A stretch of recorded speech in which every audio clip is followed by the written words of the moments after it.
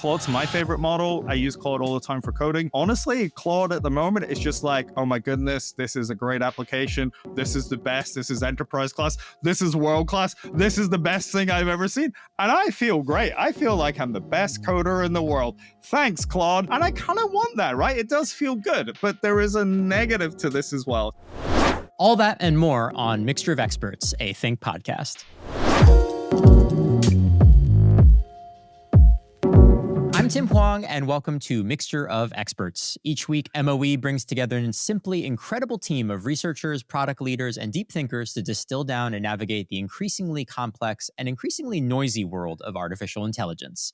Today, I'm joined by Chris Hay, Distinguished Engineer and CTO of Customer Transformation, Volkmar Ulig, VP AI Infrastructure Portfolio Lead, and Phaedra Bonadiris, a Responsible AI Leader for Consulting. Welcome to you three, and thanks for joining again on MOE. As always, we have a ton to talk about. This week is the continuing developments from the Scale Meta deal, a news cycle about AI conspiracy theories, and some interesting data out of Andreessen Horowitz on startups in the AI era. But first, I want to talk about jobs. So in the last month or so, I think we've had some very dramatic pronouncements from leaders in the AI industry about how AI is going to impact jobs. And perhaps the most dramatic one was from Dario Amodei from Anthropic, who basically predicted that AI could wipe out half of all entry-level white-collar jobs and spike unemployment from to about 10 to 20% in the next 1 to 5 years. And he was kind of on the record for saying that. And I kind of want to contrast his statements with a statement that we think we got, I believe, this week or last week from Jensen Huang, who, of course, leads NVIDIA, where he kind of took aim directly at Dario. So he said, one, he, meaning Dario, believes that AI is so scary that only they should do it.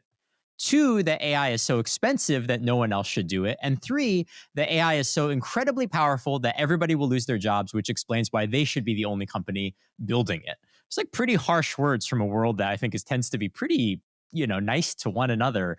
I guess the main question I want to start with first is like, who's right? Like, should we believe Amodei about kind of his predictions with jobs? Is Jensen right here? I guess, Chris, maybe I'll start with you on kind of which side of this that you take. Well, I don't think I've ever worn a white collar in my life, so I should be going with Dario. But but I think it's Jensen in this case. I just don't see where it wipes out jobs in that sense. I think there is a new world where humans and AI will work together, and I think human experience and creativity in that sense becomes a premium. I think so. Things change, but I don't think jobs are being wiped out in that way. Yeah, Volkmar, what do you think? Mass crisis on the way, or more hype? I think the same as Chris. I believe that you see a shift. I think we see a dramatic productivity increase, but we see the productivity increase across all the jobs. And so you will have high-end jobs which are currently doing menial jobs or menial tasks. And then the low-end jobs will just effectively use AI to grow faster. It would be the same argument to say, look, we had people riding in horse carriages, and now we have airplanes, and transportation, therefore, was wiped out because you could fit so many people into a plane. No, it didn't happen. We just have more transportation. So I think that, and this goes along the lines of a topic we will touch on of how fast companies can become profitable. I think we just shrunk the time to market, and we shrunk the time to profitability.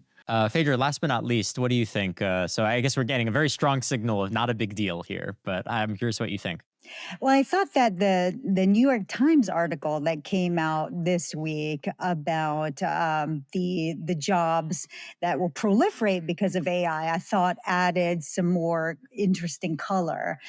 And I think, I did agree with Jensen, but there's definitely some signs in the market from a subset of business leaders that I think lack the understanding of artificial intelligence, who in their minds are thinking, in order to boost my organization's efficiencies, I'm going to lay off whole swaths of teams. And it includes laying off domain experts who could actually be used in order to be able to solution AI correctly, or be able to make sure that these AI solutions are being governed correctly, or that they're being built using the correct data. So that is concerning, and I think is a sign for a real need to emphasize the importance of investing in AI literacy, which I know we have talked about on other Mixture of Experts shows. Yeah, but is it kind of what you're saying is almost kind of like if CEOs believe that AI will destroy jobs, they're more likely to destroy jobs. Like part of this is like a little bit maybe of a self-fulfilling prophecy. Yeah, and I think that with that the emphasis on the New York Times article talking about how important real domain experts are to making sure that, is this the right data? Is this reflective of the communities that we need to serve? Do we understand the context of the data, the relationships between the data? And I know we're going to talk about annotations in a minute, but it versus having the knee-jerk reaction of, I don't need these domain experts anymore, I've got AI instead.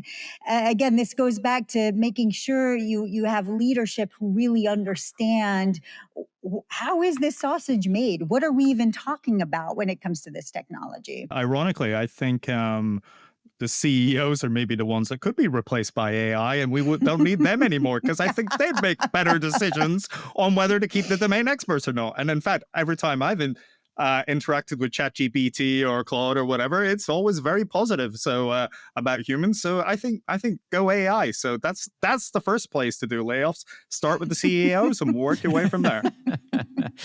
Yeah, I think, I mean, I guess to maybe push back a little bit on Chris Volkmar, what you're saying, I think your point of view is like, look, I just don't give Dario's estimates much credence. But you're not necessarily saying that like AI is not going to replace anyone's job, right? Like, I think they're just saying like net, we're going to be better off because there'll be actually still many things to do. They just might be different things. This is where I don't believe in Dario. I mean, we are playing this game for 2,000 years now, and every technological innovation led to, oh my God, all these people who were doing this manually will now be replaced, and they will be all unemployed. And it's like, no, you're just feeding a talent pool which was busy with doing like garbage work, which could actually be done by a machine. And so now we are going in and we're saying, okay, we are taking the white collar jobs. Nobody cried 20 years ago when we got rid of secretaries who were typing letters for us, right? And somehow, we don't have millions of unemployed secretaries these days, but everybody has a job. So I think it's just a shift. I think the big issue is that shift happens across a very wide range of industries at the same time. So typically, a piece of technology may affect a small section in an industry, but here now it's effectively covering white collar. I think also why a lot of people are complaining is because this is like the people who went for 10 years to college, got a PhD, and suddenly it's like, oh, dang, AI can replace me. How unfair is that? Nobody has a problem if it's a blue collar job, but, so the people who are actually allowed and are on social media are the ones which are affected. And that's typically not the case. So I think there is an amplification of the grievance. And it's like, no, just get a new job. I'm going to stick to my point of, I think experience becomes the premium, right? So some of the jobs they were talking about was things like contact centers. And if I, to your point, Volkmar, right? If you watch old TV shows, right? You got this person come into the bank and they go, oh, hello, Mr. Jones. Hello, Mrs. Jones. How are you? Nice day. Well, I'm looking for a mortgage. Oh, well, we can certainly give you that. And it's personal and it is experience, and they have a conversation. But now you get on the end of a phone and then there's a person that you're speaking to who knows nothing about you or your life, and you're like, well, okay, and they're being pressurized to get off the call within 1 minute because it costs them money. So what difference is AI going to make in that sense? Now, how are companies going to be able to distinguish themselves is going to be you're going to say, okay, we're going to deal with the median tasks, etc., will be automatically handled by the AI, which is great. Is it really going to feel much different? And therefore, hopefully, those times where you need more empathy, more creativity, that human experience, then those people are going to be able to spend time with you and be able to have a more personal experience and delight customers. So I think that it shifts the balance to saying, okay, rather than being time pressured and etc., and we're going to put a focus on human experience. So I'm positive on this. I mean, just go, like, think if you go to a general practitioner these days, right? It's like they don't look at you, they type on a laptop feverishly, and then 5 minutes later you are out. Like, what an experience, right? I think there's another area which I think AI enables, which is people who are creative and who want to experiment a lot and try things. Then that is really now supercharged. You can try things in hours, which would take you days or weeks. And so I think that the creative minds, they get an incredible tool at their hands. And so I think if you're creative or you are very personal, you have a job in the future. If you're shuffling sand from left to right, probably not. Phaedra, maybe we'll end with a question to you, because I think, look, we've got 3 experts on this panel. All of you are very well versed in AI. You've thought about these issues very deeply. All of you don't agree with Dario. But I guess Dario's not a dumb guy, right? And so I think, Phaedra, I'm kind of curious about why you think, the leader of one of these labs that is really at the cutting edge of AI seems to have gotten himself into the position where he really truly believes that this estimate is the case. Wow, you give me the hot potato. Thanks a lot, Tim. Much appreciated. Well, what I would say is it's a convenient thing that he said, isn't it, for him? It's very convenient, I think, that he said that. But also, as I mentioned in my earlier statement, there is a grain in there of truth when it comes to leaders who do not understand the tech and, again, think that they can just completely blow away entire teams of, as I mentioned, the domain experts. And that is what concerns me, especially domain experts who I think understand human experience better than an AI would, for example. And there's many stories in the news that sort of amplify what I'm saying. Including examples where entire teams of people like social workers were laid off to be replaced by an AI that's going to make predictions about where domestic abuse is going to happen. This is the kind of thing where it's like, wow, making sure, again, you have people who understand the context of the data, have that experience, the relationships between the data, the human-centric approach, I think is going to be really core. So last week we talked a little bit about this gigantic deal that occurred. It was announced basically between Scale AI, data annotation company, and Meta, formerly Facebook, for about $15 billion, whereby sort of the CEO of Scale, Alex Wang, will join and run a sort of superintelligence lab at Meta. A lot of money flying around. I wanted to bring it up again this week because there were these really interesting reports about the second order effects of this transaction. And so specifically, there was the news that Google immediately was thinking about shifting about $200 million of its data annotation spend with Scale away to other vendors. And there were reports that Microsoft, xAI, OpenAI were also kind of considering similar moves. And I think what's really interesting is, and I want to kind of give our listeners maybe a little bit of an intuition, is really why this is happening, right? Like this transaction occurs, and then suddenly everybody else is now kind of adjusting in the market around it. And maybe, I guess, maybe Volkmar, I'll start with you. Why is this happening? Why is Google suddenly we got to pull the trigger or move $200 million away? What did Scale do, which, I guess is making all of these players a little bit concerned?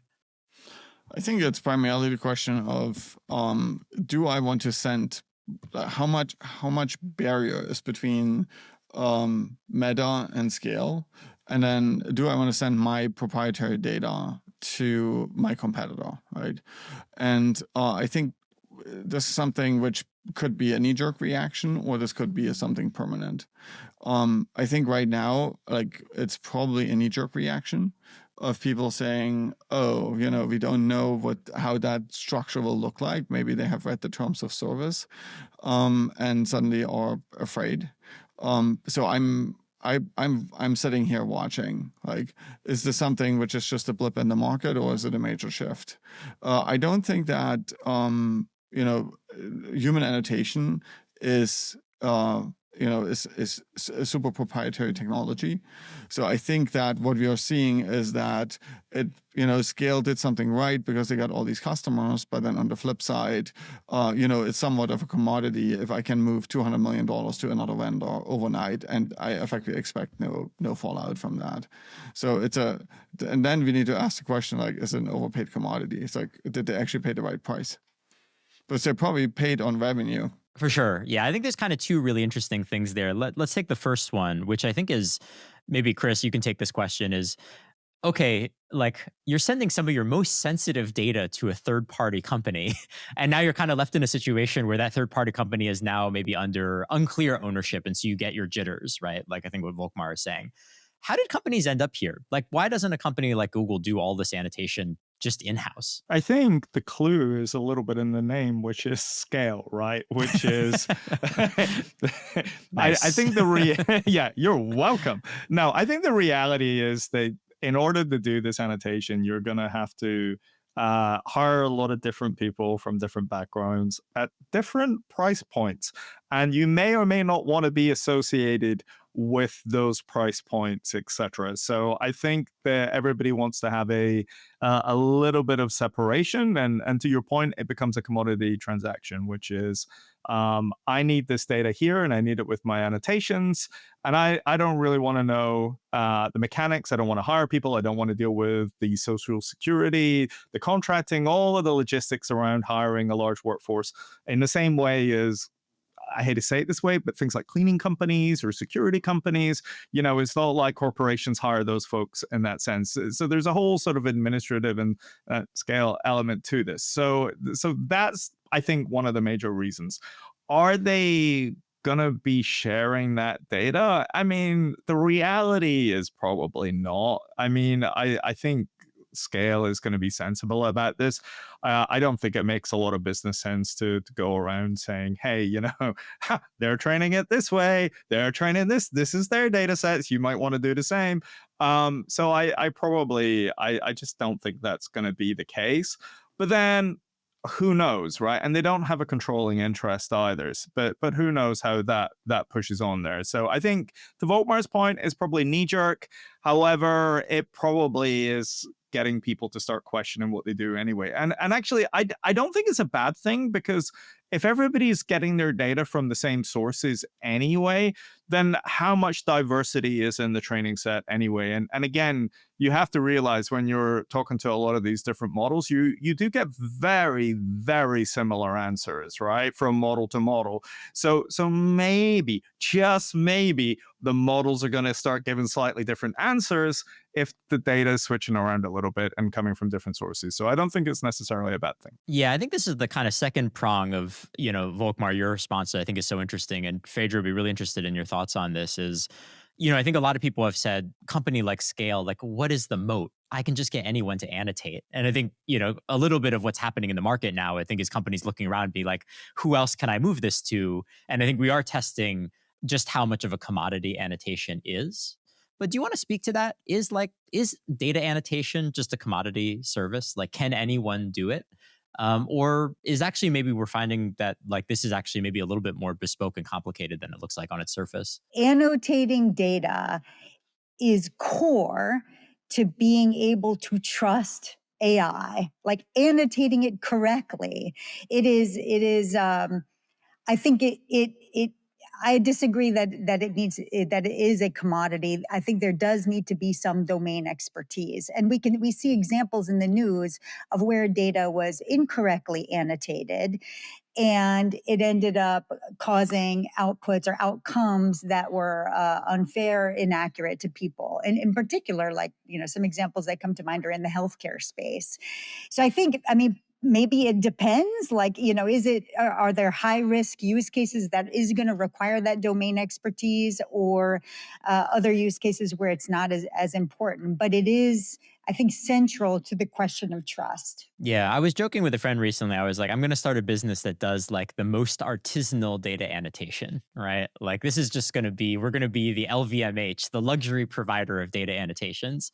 And we were kind of batting it back and forth because it was like, it sounds like a very funny idea, because you have companies like Scale where like, oh, well, the data annotation I want to do is like largely outsourced at enormous scale.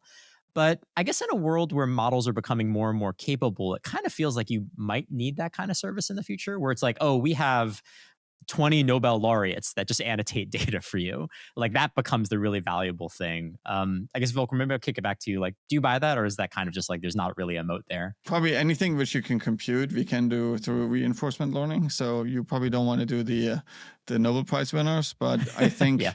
if you want, massive influencers, taste, aesthetics, things that are very intrinsically human, you will get the middle of the bell curve if you go, or maybe even slightly left shifted because of the labor cost of annotation. And so, I mean, if you're shifting it more towards a high end cost, you will get a different and more bifurcated sample set. So I think there is probably a market for that, but I do not know how much people are willing to pay, right? And then also, do we want models which are kind of working in very niche areas, or do you want to have in particular the general models, do you want to have them kind of in the center of where humanity is? Yeah, that's right. Yeah, you need almost kind of like the generic person, the average person, whatever that means, right? But like maybe that's actually better in some ways. Yeah. Yeah. So otherwise, yeah, you kind of go off the rails, right? I mean, this is the same in like the political spectrum. You want to have the center, and you don't want to have like the noisy edges, because the noisy edges are taking society in weird directions. And I think that's the same thing for aesthetics, art, literature, etc. And this is really where you're trying to extract the human psyche in a training set. And I think that's, the general purpose models will probably go with the middle of the road. And that just, brings me back to the point I was saying earlier about edge cases and making sure, especially in higher risk scenarios like healthcare, that you do have data that does represent, for example, historically marginalized communities that aren't showing up in the average data sets. That's why I think it's important to really be thinking about the rigor that is behind data annotation. I'm going to move us on to our next topic for today. And Phaedra, we picked this one just for you, so I'll be kicking over the first question to you. Super interesting story came out in the New York Times, and I'll just kind of read the headline. The headline was, "They asked an AI chatbot questions, and the answers sent them spiraling." And the subtitle of the article is, "Generative AI chatbots are going down conspiratorial rabbit holes and endorsing wild mystical belief systems. For some people, conversations with the technology can deeply distort reality." And so the article is kind of investigating when these chatbots go off the rails. They have a very big impact on certain users. And I guess, Phaedra, the question I want to ask you is like, do you feel like this is like uniquely risky for chatbots? Like that we're seeing a new kind of like risk that we really need to be managing in this technology? I'm curious about how you kind of think about these types of problems, particularly as we hear more and more of these stories. I do think this is a major risk, and I think we do have to have broader conversations about things like for example, age limitations, and sort of how some of these bots are being presented to different age groups or different kinds of communities. And I'm saying this because there have been so many really tragic stories in the news about people who are vulnerable that end up using these AIs as if they are therapists or sometimes boyfriends or lovers or et cetera, ...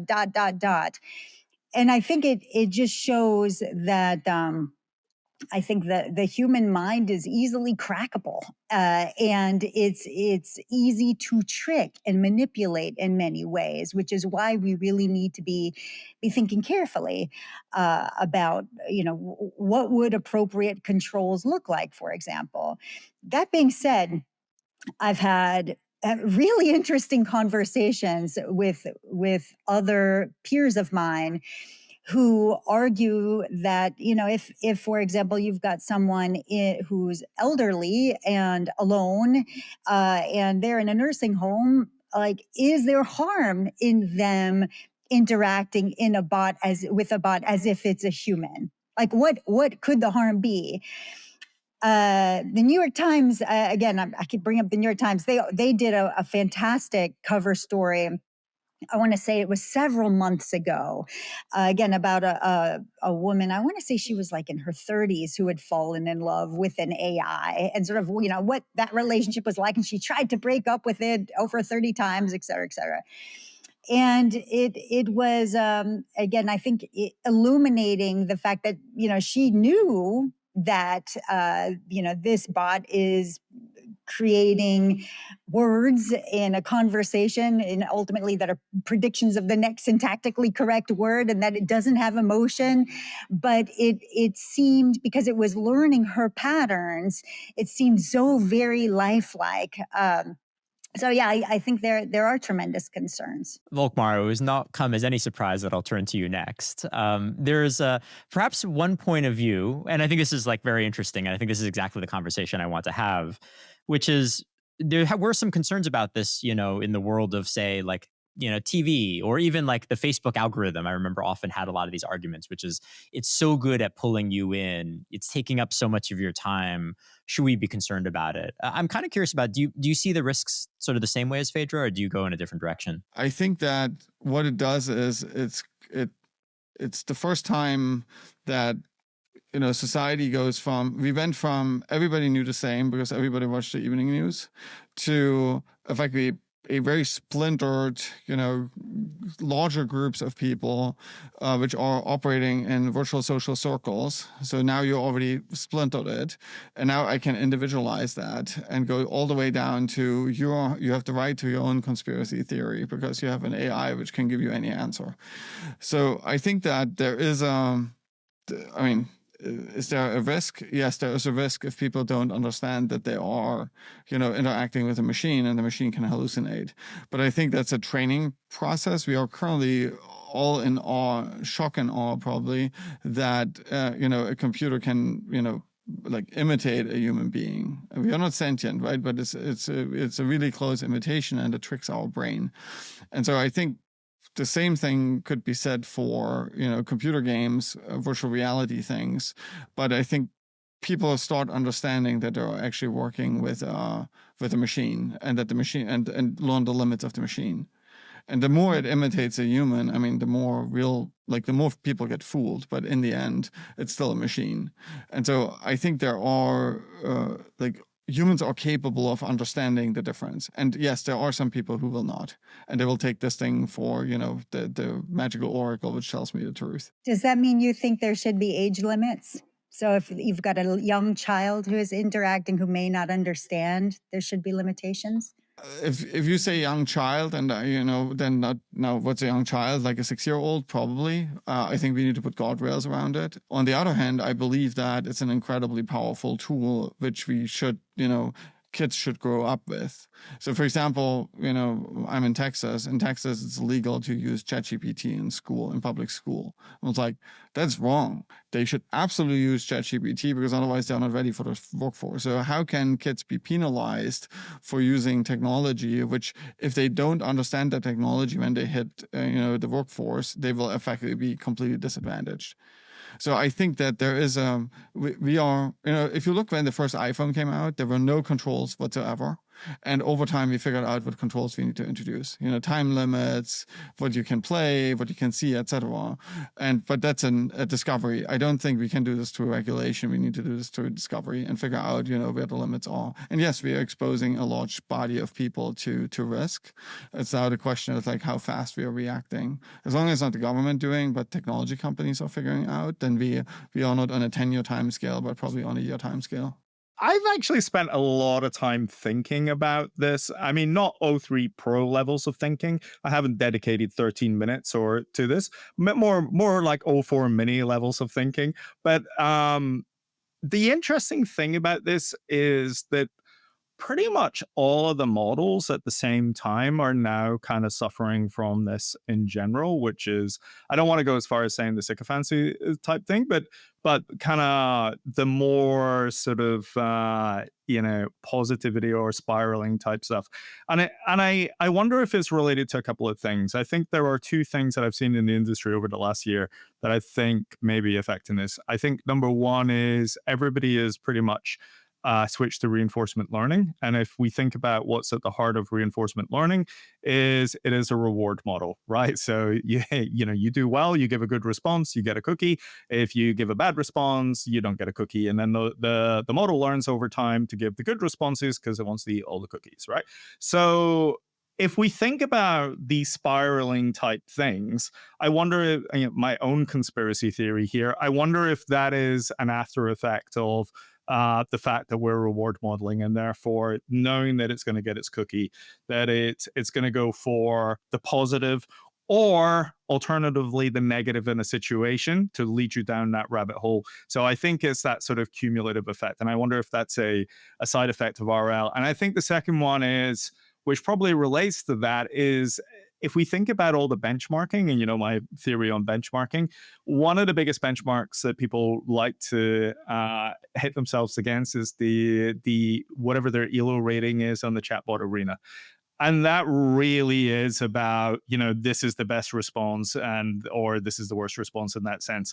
And everybody wants a good score in that. And when I think about these two factors combined, it means that I'm not surprised that the models are going to take spiraling positions as the conversation goes on. And sometimes it's good, right? I mean, like Claude's my favorite model, right? I use Claude all the time for coding.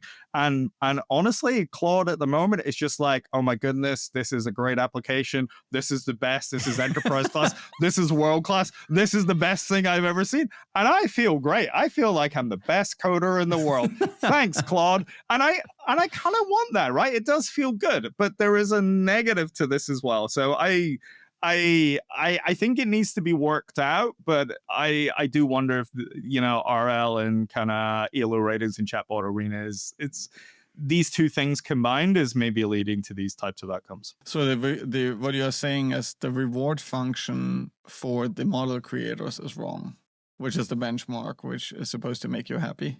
I think it's a natural side effect. My concern is with this rewarding model is who benefits, who's directly benefiting. You've got now an individual who's more hooked into engaging with this AI, using more CPUs, getting more and more engaged. They're having to pay a larger and larger subscription, and they're giving yet more data. Who's benefiting from this reward model? And I know, Volkmar, you had mentioned about, the New York Times and conspiracy, but there's true blue tragic stories like in the news with people who've committed suicide because their bot encouraged them to. And again, it goes back to like, who's accountable? Who's actually accountable? Yeah. So I think, Fedora, we are at the inception of a new technology, and we actually have no idea how it's going to affect society. And I think it's very broad, right? It's like we talked about the job market. Now we're talking about ethics, and like humanity, we kind of have a process, or at least like different. Europeans have a different process than we have in the US. We kind of try it out and we see where the harm happens, and then we are trying to address it, right? So that's how we got seatbelts, because cars without seatbelts, what can go wrong? And the Europeans, they try to think about everything up front, and then nothing happens anymore. So and where did those seatbelts come from again? Oh yeah, Europe. Yeah, I know. But I think the process we go through right now is it's extremely hard for us in Portugal at the neck break speed. These things are evolving. I mean, just go 3 years back to figure out, and it got so much better, right? So now it can imitate a human. I think we are at this junction where we need to figure out actually where the harm lies through observation, and then actually find countermeasures. And I'm happy, that you're thinking about this every day, because I mean, this is really, the humanities should think about this, and the ethics should think about this, and say, okay, look, there's all this greatness, and every greatness brings danger with it. How do we minimize the danger while we are actually benefiting from the upside? I think that it's not going to go away, so we need to figure out how to live with it, right? So, and I think it's really important to actually do the studies and do the psychological studies, but it's the same thing, right? When trains were invented, it's like, oh my God, you go 30 kilometers an hour, everybody will die. It's like, no, not really. So I think that we will have to go through that process. And yes, unfortunately, there will be harm done. It's with every technology you have that. But overall, I think it will be a net positive. But thank God we have the science and the discipline and the rigor and the psychology and in the humanities to actually do that fast. I think the challenge is to make sure that people in the humanities have a seat at the table when it comes to AI. And that goes, again, back to AI literacy and making sure we truly have a multidisciplinary approach and we're teaching it correctly in schools.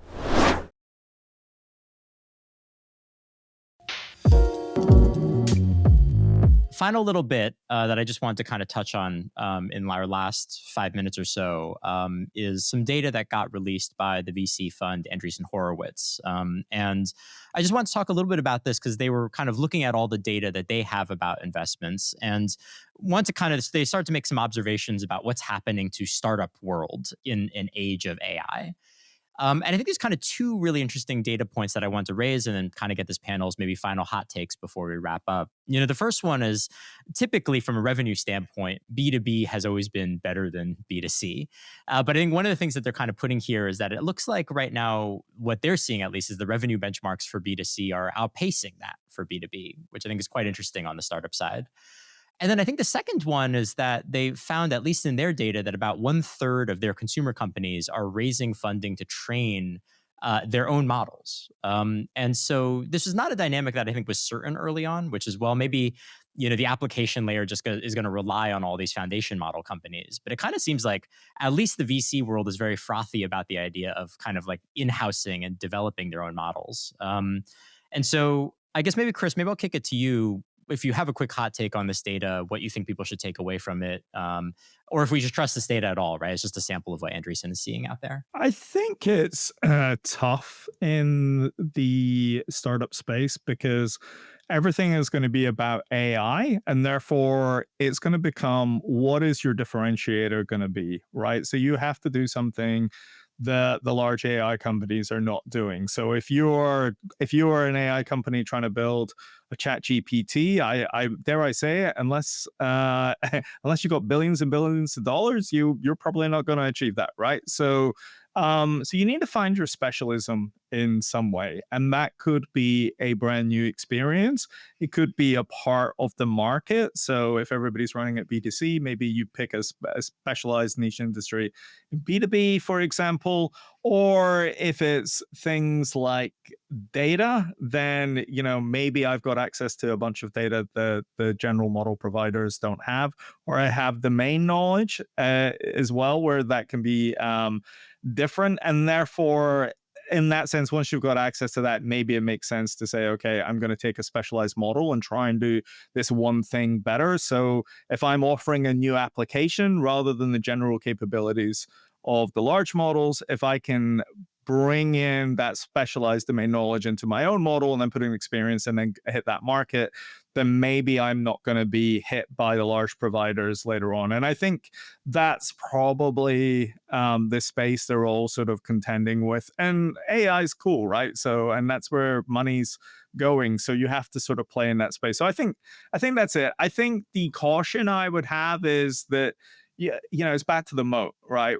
How are you going to protect that data? How are you going to do something different? How are you going to, make sure that you're not sort of disintermediated by something the large AI companies do? I would argue that if you go and build your own code editor, for example, then unless you're doing something massively different, you're probably going to be disintermediated, right? Or bought in the case of Windsurf. To tag on to what Chris was saying, I agree with, in particular, the area about domain expertise in a particular industry. And I think some other places where startups might be able to really innovate is being able to create these smaller models that have test, retest reliability, that offer data lineage, data provenance for every output, with evidence, ones that are even more worthy of people's trust, perhaps models that are built with ontologies, formal learning graphs or knowledge graphs. And also having, again, domain experts who really understand this data better than anyone else, being the ones who are actually curating it for a particular purpose. So I want to address another part of that article, which was it showed a dramatic increase in annual recurring revenues. So typically it's hovering around $1 million, and now it's like, $2-3 million in the first year. And I think what it really shows is how rapidly companies now can actually go from idea to market. And the only ingredient which was added is effectively AI to do the product development, right? So what we are seeing is that shrinking of the cycle, and also that you raise less money, right? I mean, because your labor force is much faster and much more productive. So you cut the time down and the output goes up. And so I think that's a really interesting phenomenon now. I think we are getting from, I needed to build my data center to I can get a computer on the cloud to, I can build a business by myself. And so I think the entrepreneurial rate and also the number of experiments which can be run by VCs is going to go up. Now, on the flip side, that has a really interesting impact on the VC world, because if they write smaller checks, they need to write many more checks to get returns. So the VC world will also have to change to address, instead of funding 10 companies, I fund 100 or 1,000. How do you do that? Right? So I think that whole industry is also up for disruption. Yeah, it's going to be super interesting to see if it becomes so low cost to effectively launch a startup, and you want to cover as many startups as possible. I think at some point it almost becomes impossible for them to put, a check into everybody, kind of. I think it's a big deal. And I mean, we already see this with the Y Combinators of the world, right? So it's just a massive meat market, and then people put their chips down. Well, that's all the time that we have for today. I'm always very mind blown by how many topics we cover in a relatively short period of time. Chris, Phaedra, Volkmar, thanks for joining us. Thanks for joining us, listeners. If you enjoyed what you heard, you can get us on Apple Podcasts, Spotify, and podcast platforms everywhere. And we'll see you next week on Mixture of Experts.